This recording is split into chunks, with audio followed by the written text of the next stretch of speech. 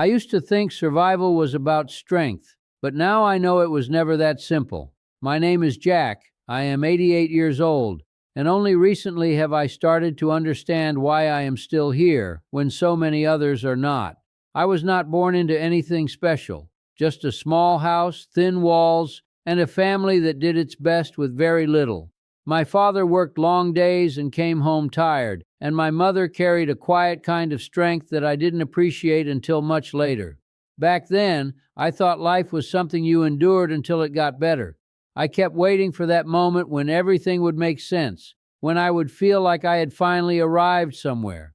But life doesn't announce those moments. It just keeps moving. When I was a young man, I believed staying alive meant pushing forward no matter what. I worked hard, took every shift I could, and ignored the small warnings my body and mind tried to give me. I thought rest was for people who had time to waste. I thought slowing down meant falling behind, and for a while that belief seemed to work.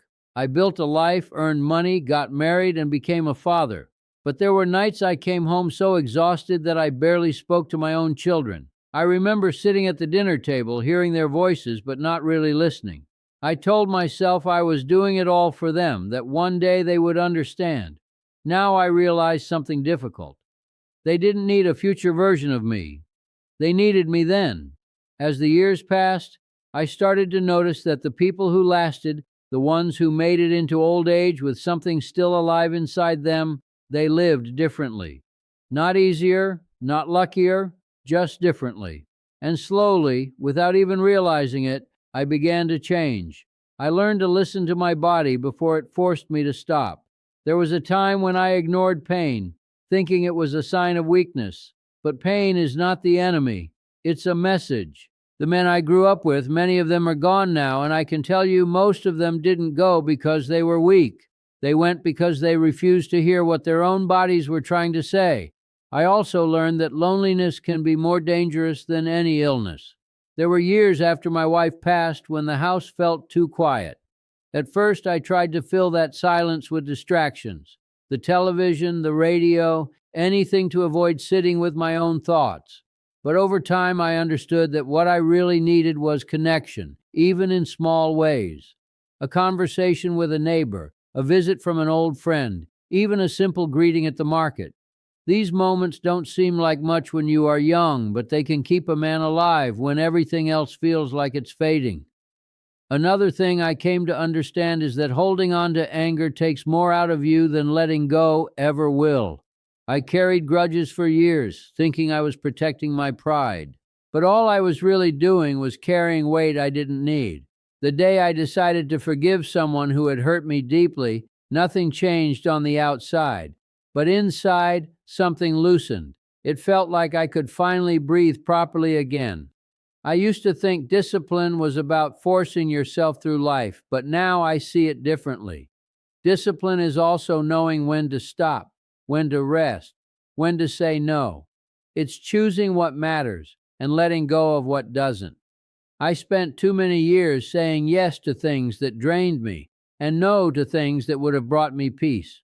Food, sleep, movement, these simple things are easy to ignore when you're chasing something bigger. But they are not small. They are the foundation. I didn't take care of myself the way I should have when I was younger, and I paid for it later. Still, I made changes, even late in life. I started walking every morning, slowly at first, just around the block. I paid attention to what I ate, not perfectly, but better. And I made sure I slept, really slept, not just collapsed at the end of the day. There is also something else, something harder to explain, a kind of quiet acceptance. When you reach my age, you begin to understand that control is an illusion. You can plan, you can try, but life will still take its own turns. The sooner you stop fighting that, the easier it becomes to live with whatever comes your way. I lost people I loved, friends, family, my own wife. Each loss felt like something was being taken out of me piece by piece. For a long time, I wondered how much a person could lose and still keep going. The answer, it turns out, is more than you think, but only if you allow yourself to feel it. If you bury it, it doesn't disappear. It stays with you, quietly wearing you down. I also discovered that purpose doesn't have to be something grand. When I was younger, I thought I needed to achieve something big to justify my life. Now I see that purpose can be as simple as being there for someone, offering a kind word, sharing a story, or just listening. These small things matter more than we realize. If you had asked me years ago what keeps a man alive, I would have given you a very different answer. I would have talked about strength, hard work, and never giving up. Those things matter, yes, but they are not the whole picture. What keeps you alive is also softness, connection, patience, and the ability to change. I am not here because I did everything right. Far from it. I made mistakes. Some of them I still regret. I wasted time, missed moments, said things I wish I could take back. But I kept going, and along the way, I learned, slowly and sometimes painfully, how to live in a way that doesn't destroy you. Now, at 88, my days are quieter. I move slower. I forget things sometimes, but there is a clarity I didn't have before.